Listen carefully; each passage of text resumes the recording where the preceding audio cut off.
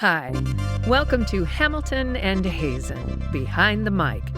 Join author M.L. Hamilton and me, I'm narrator Kelley Hazen, as we discuss our latest audiobook. Born from our 7 years of collaboration and more than 60 audiobooks we've produced together, listen to the ins, the outs, the ups, and the downs, the inside track you love to follow, Behind the Mic. Welcome to Behind the Mic, number 17. Hi, Kelley. Hi. Can you believe this is 17 we've done of these? No. So today we're going to be talking about my nonfiction book called Ramblings. And I'm actually going to turn it over to you and you're going to host today. I am the host of Behind the Mic. Hello, it's Kelley Hazen, Behind the Mic. We welcome today author M.L. Hamilton. It's this was a fun one. This was really exciting. Ramblings, an author's experiences, volume 1, which Yes. is something I want to talk about. You and I have talked about the fact that we have had some interesting experiences because, of course, you write fiction, right? You're known for your fiction, and certainly, and it makes sense that you've released a nonfiction book because you write fiction, but you write in multiple genres. Yes. So it makes a lot of sense that you would branch over. And we were just talking right before we hit the record button. You were mentioning that some of our reviews have been very interesting because they're from our fiction fans, right? So why don't let's begin with that. What has been the general hue and cry now that you've released this nonfiction book about your life journey? Yeah, so just to kind of catch everybody up on what Ramblings is I write these little anecdotes when something happens, and I kept them, and I kept this collection of them, and there would be things that maybe I would send out to friends, or I would post on Facebook, or some I just wrote for myself, and I just kept them. And when I finally felt like I had a good enough collection of them, then I started breaking them into different categories. And so one of them was being a mother and to sons, and one was about the pets, and then one was about living in the growing up in the 80s and things like that. And so the reviewers, all the ones that you sent to me, talked Mhm. about how they had listened to my fiction for years, and then this was they were kind of reluctant to even take on this autobiographical book. And when they did, they were surprised because it gave them a new insight into me as a human being. And so I think it's that thing of people that we read, authors or actors, they seem distant somehow. They seem separated from us because we see them through their work. We don't see them as a person. And it's ironic too, because sometimes with my students, they'll say, I never even thought of you as being, a 49ers fan or something like that, because they think of me as I'm somewhat distant from them. I'm not really, I don't think, fully human in some regards. And I think We see everybody in context, right? I mean, we know the people that we know in a context, and the people that are close to us, we know them in multiple contexts, right. right? They're part of our lives. The readers, the listeners know the world that you create. And I also think as a reader and a listener myself, is that we imagine an author in, their ivory tower or their mahogany library or whatever, conjuring up these worlds and these characters and these ideas and these plots.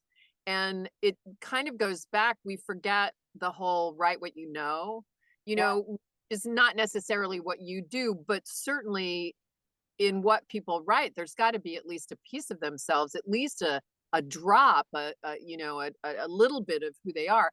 But they're also so much more, you Yeah. know. And that's what I think came through, and that it kind of gave me this epiphany when I was reading the comments of, yeah, how interesting. I mean, like, one commented on the fact that I'm an animal lover, and Mm.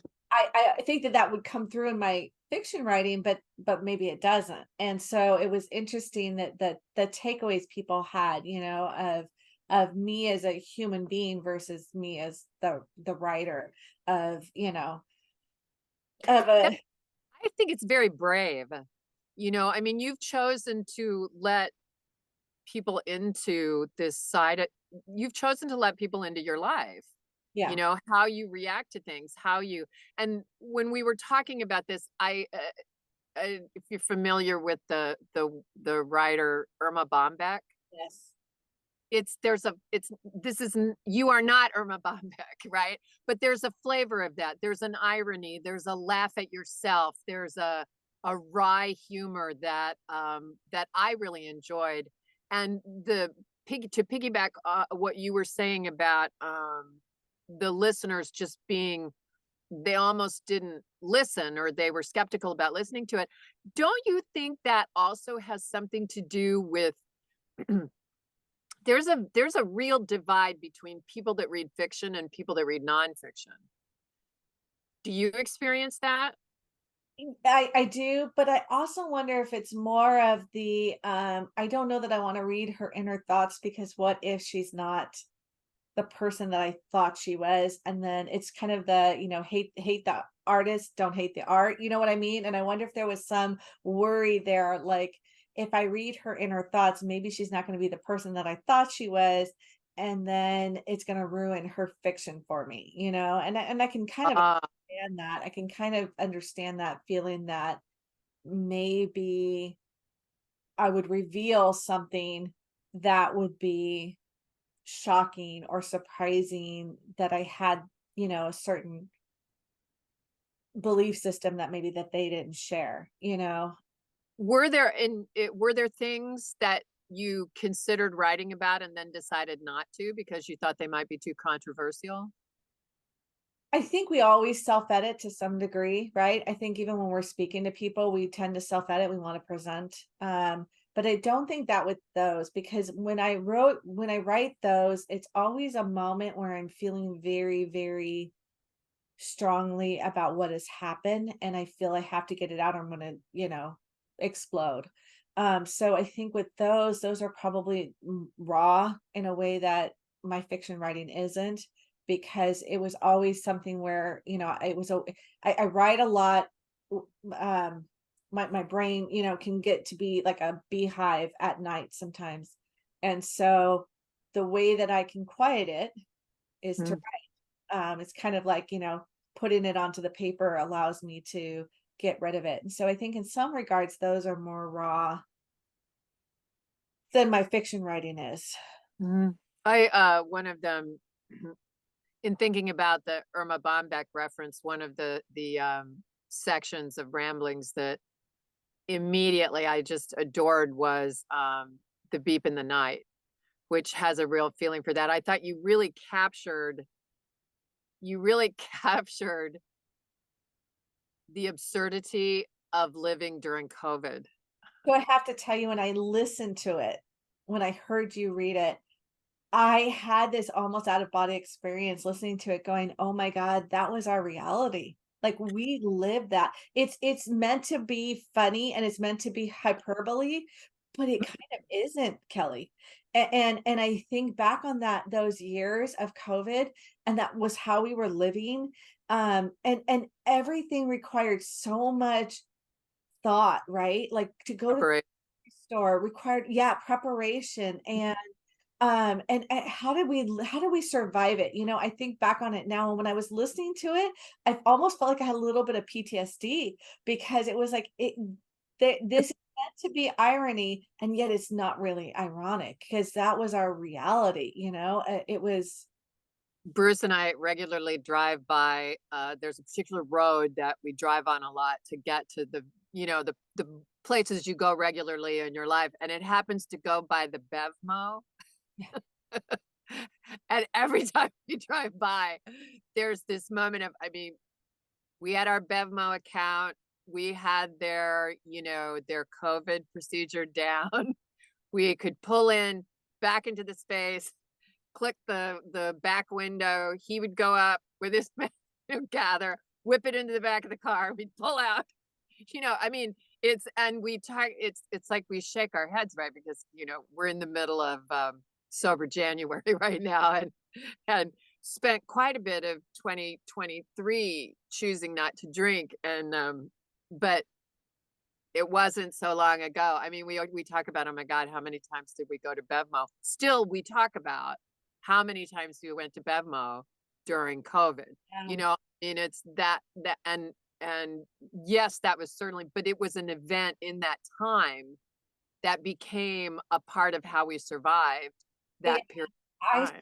still have in my garage, I have a shelf that we had put up and we had we stored food like and I'm slowly getting rid of it because it's all expired now, but it was stuff that we had stocked up on, and we kept it in the garage, and I remember thinking a couple times that I had left the garage door open during the COVID times and like, oh my God, somebody might have stolen some of our food. And I remember thinking what a horrible thought that was. What, that I worried about somebody coming in and stealing food that maybe if they needed, they should have had. You know what I mean? But Uh, there was one of the other segments of ramblings that there were a couple a plea for public speaking.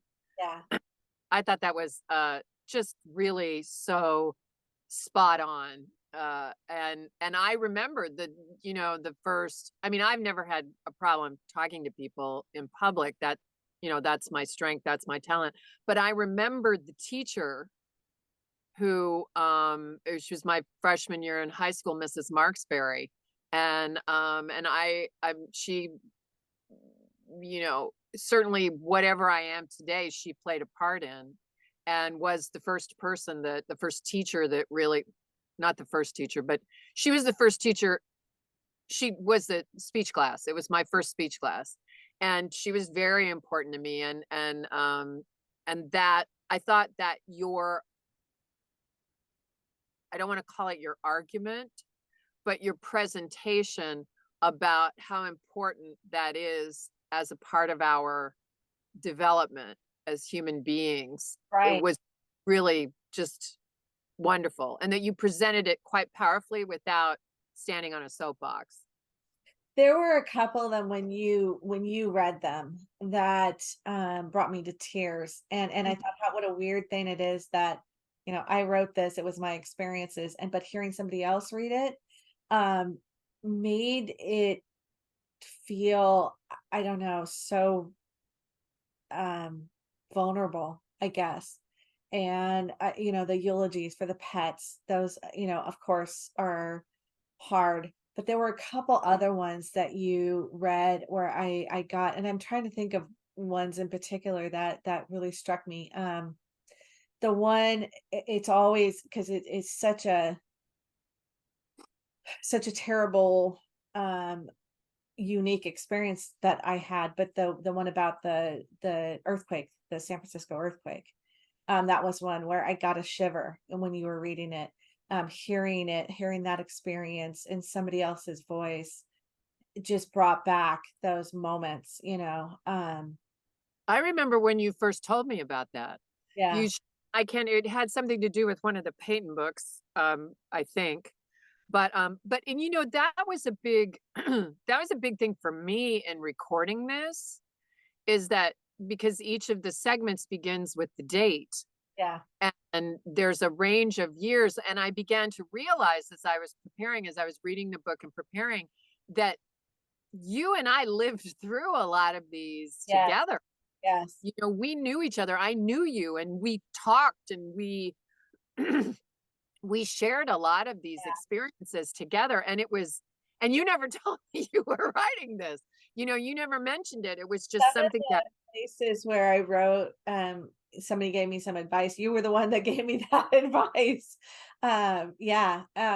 And you mentioned that in your note. You added just a beautiful note to the end of it. And you mentioned that in the note that you felt like some of those reflected some conversations that we had had, and they absolutely did.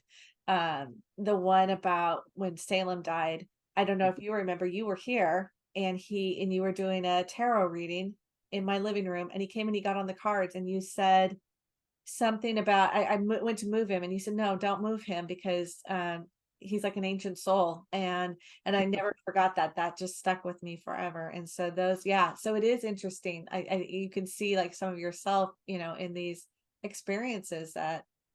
So It's yeah, that was I'm thank you for letting me do that. Let me add the the note from the narrator that's excuse me, only available in obviously the audiobook because I didn't narrate I didn't narrate the writing. But uh where was I going with this? Yeah, that was it was a it was it was a really special experience. Did you ever think we would record this? I mean, I remember you didn't tell me you were writing it. You didn't I remember going on Amazon or something to check. Oh, because I guess there's a part of me that wondered if anybody would be interested in it. It was something I wanted to put out, but I wasn't sure whether it had an audience or it had any legs. Which is kind of where I wanted to ask you a question was, so you've recorded so many of my fiction works, right? And this is the first time you ventured into doing nonfiction for me. I know Mhm. you've done it for others. What is the difference? How does because some of those, I don't know, it requires a different skill set, or it requires a different approach than a fiction book does. So kind of what is that? How do you get kind of in that different mindset? I mean, this is something where you're almost me. Does that make any sense? Like you had to become almost me, and um That's it exactly. It's there's a well for me, okay, right? Because there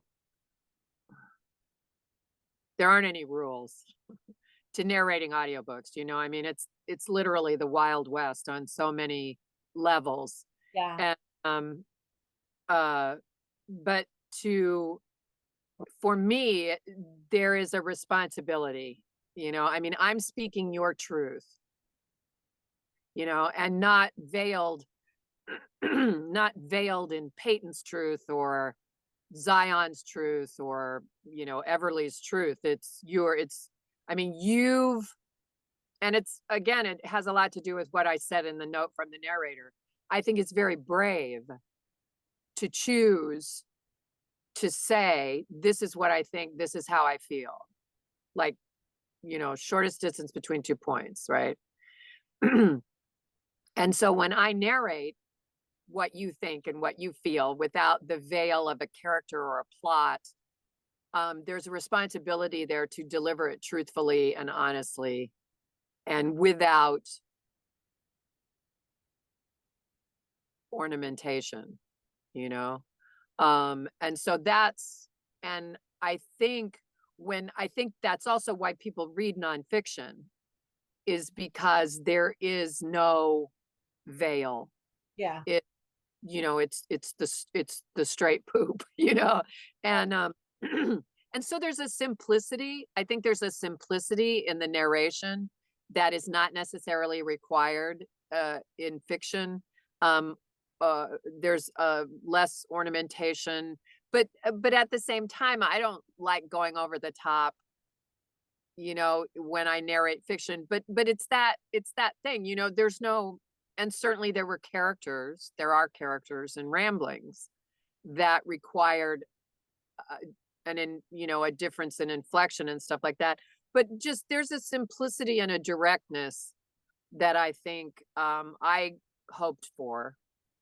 The one that struck me, and I was worried about how you're going to do it, is so I love recording, not I don't mean I record people, but I love bringing conversations to life, because I think Mhm. human conversation is so fascinating.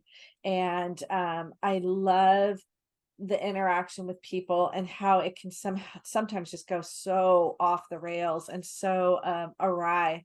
And there's a few of those where there's conversations. I had these adventures, repeated adventures, with getting medication for my cat with one of the big name pharmacies here in town.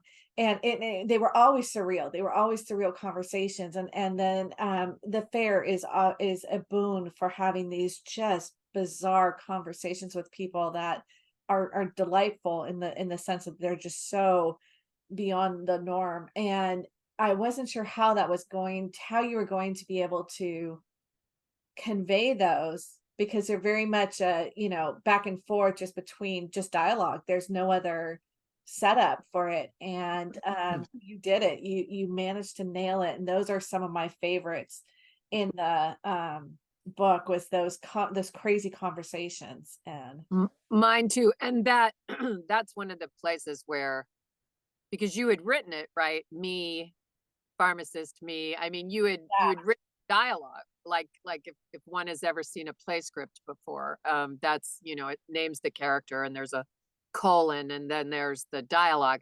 And I thought about that. There's another one, the last piece in the book that I had to actually stop and give some thought, to it, because okay, it's nonfiction. We don't really want characters.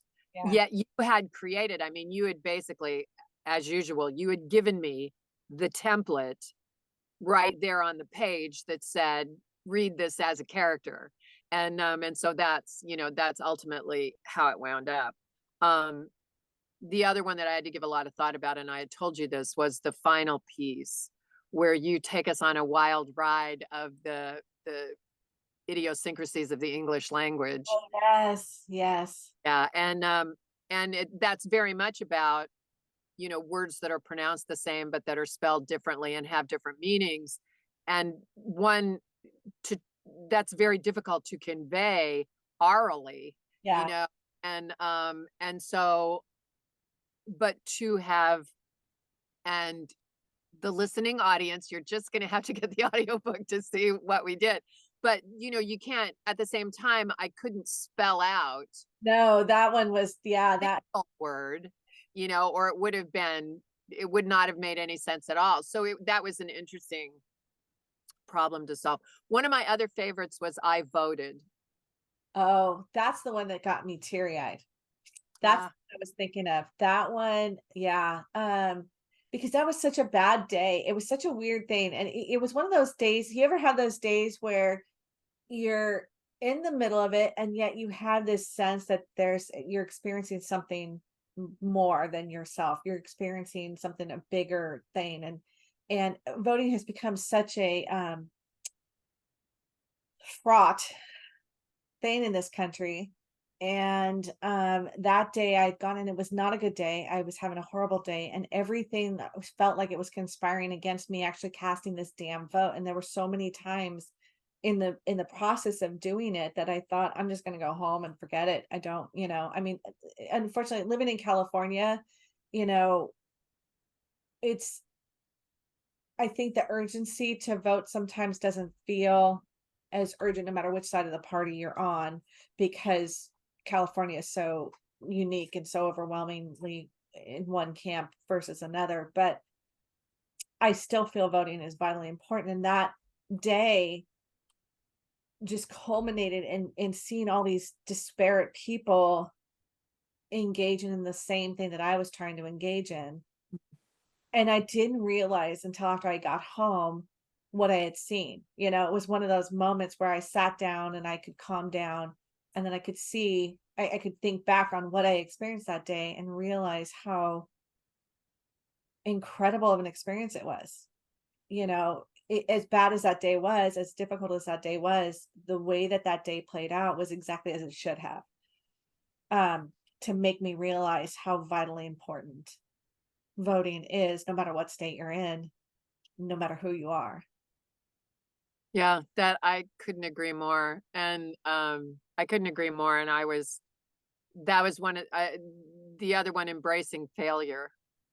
And there's what I loved about recording this was the humanity that, I mean, this is so human. You've written such a human thing, or you've certainly chosen to share your humanity,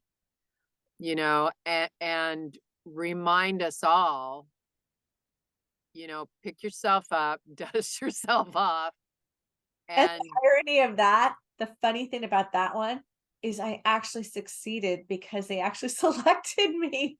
And so I didn't know it at the time when I wrote that, I didn't know that they had selected me. And so I debated of whether going back and changing it. And then I thought, no, I'm going to leave it as it is because I think it's too important. But the irony was is that I actually did succeed. Well, and that was, it was wonderful. It was wonderful. And I remember that Yeah, because we were either recording or either when you did it or you had just done it when we recorded Werewolves in London yeah, and Tank. You shared with me your different experiences of actually standing on the stage at the Old Globe, and that was part of what I was channeling, for lack of a better word, when I you gave me the wonderful opportunity of getting to record the monologue from Macbeth that normally I would never get to say, no, but because I was narrating an audiobook that and playing this man in this situation yeah, that echoed your experiences from that workshop yeah, that you summarize in Embracing Failure. yeah, It I got to do that monologue, and it deepened that experience even more because of what you had been through yeah. in getting to that point. And just yeah, it's a wonderful book. So which makes me want to ask you, when can we expect volume 2? So volume two is a piece of it's in work. I think I have about six uh anecdotes that I have gone into it. And it's kind of funny. It's the same. I had one in this one about Jack LaLanne dying, and probably a lot of people don't know who Jack LaLanne is, right? Because he was a San Francisco icon. I have to tell you a Jack LaLanne story. Finish, and then I have a Jack LaLanne story. Good. So I started ramblings too with the death of Diane Feinstein. So it's in progress, and yeah, uh, Wow.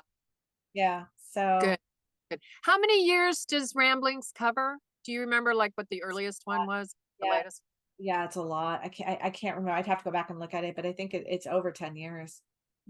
Um, Jack LaLanne, I can remember my mother in the living room. You This know so Jack, that Jack LaLanne is the first one in Ramblings, right? So I'm opening the book and I'm reading it, and in my mind I'm going, "Oh, this will be interesting to see. Will I connect to this the way I connect to probably not unlike the other listeners, right? Will I connect to this the same way I've always connected to Michelle's fiction?" And the first one is the Jack LaLanne story. I can remember. I mean, I can't envision it. It's cloudy, like you have the picture in your mind and the edges are fuzzy. But of my mom doing Jack LaLanne, she had the records because right, no CDs, no VHS, no DVD, no streaming. vinyl. Yeah, she had vinyl and she would do the exercises, and then he would appear on television like and live on Yeah. not Good Morning America but some facsimile Yes. of them, Yes. and she would work out with him. So dial it forward, god knows what, 50 years, and I'm teaching uh a credit bearing course for Caltech. It's aerobic dance. And part of what I instructed them in, because you don't just do a workout, you actually there has to be a quantifiable way to grade them.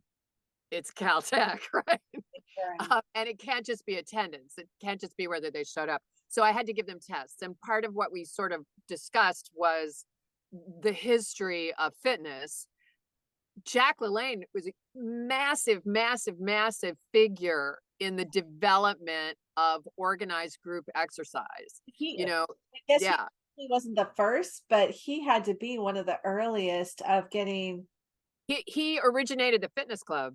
What is now Bally's were a chain of Jack LaLanne fitness clubs. And which is like fun facts to know and tell, right? Homemakers, to work out with their kitchen chairs in the It was the beginning of fitness as we know it. Yeah, Yeah. of working out, right? Of taking class, of personal. Prior to that, it had been dance or sports. Right. Right. That you took a dance class if you were just Joe average, or you became a dancer, right? Or you were on a sports team at school, which we all know Exercise. there were no sports teams for girls. No, this is before Town Light, right? And so this is the first time probably that it was exercise for the average person. Yeah. The idea of it, making that available, Yes. you know, and he also, the flip side of it, right? Good exercise and good nutrition. Yes. He approached it from that side as well in terms of juices and drinks and supplements and not selling them, but just recommending them. Yeah, I can remember him making the juices. Remember seeing part of his show was there was part where he would make his juices. Yeah, I remember that very well. So I knew first page, I knew I'm in. I'm all in. I'm all in. Both hands, both feet. So what's next? So I'm finishing up Trading Time. It's an Everly and Isaac Christmas mystery. We missed, or I missed, was me, missed the Christmas deadline, but I don't think that matters. It's a good story, and it's going to be an interesting one. And then we'll get into Zion, because we're due for a new Zion, and then we'll get to Peyton, our next one in the new series in the hate crimes division. So That's exciting. And I think we've discussed, or we've agreed, we're going to, in terms of the land of audio, we're going to be releasing your 2 children's books in audio. Remind us of those titles. Bailey Small but Fierce, and then Panda, Panda Bear, the Ghost Kid. Oh, yeah. And those in some ways are autobiographical because they are about real animals. So, and they'll be a part of our little experiment in the multiple option reading experience, or more, as we like to call it. You and I have always agreed that the role of audiobooks combined with reading, visually reading, yes.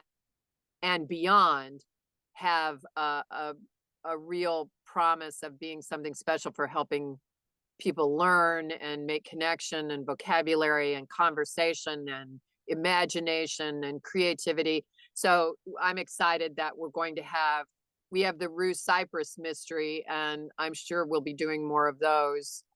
But that's exciting. And also we plan to knock out books 7 through 11 of the World of Samar. We were talking right before this, correct me if I'm wrong, that right. We hope to finish the World of Samar this calendar year. Yeah. So, and I'm super excited about that. I think that's exciting. It's really exciting. So if you are one of our regular listeners, we've got a lot coming forward for you. So stay with us. And that has been Behind the Mic number 17. Thank you for hosting, Kelley. It was so much fun. All right. We will see you soon. And thank you again. Bye. Bye. Thank you for joining us for Hamilton and Hazen Behind the Mic. Visit authormlhamilton.net and kelleyhazennarrates.com to join our newsletters for more insider news and views. Today's episode is sponsored by Phoenix Publication Services. PPS, Digital Shepherds.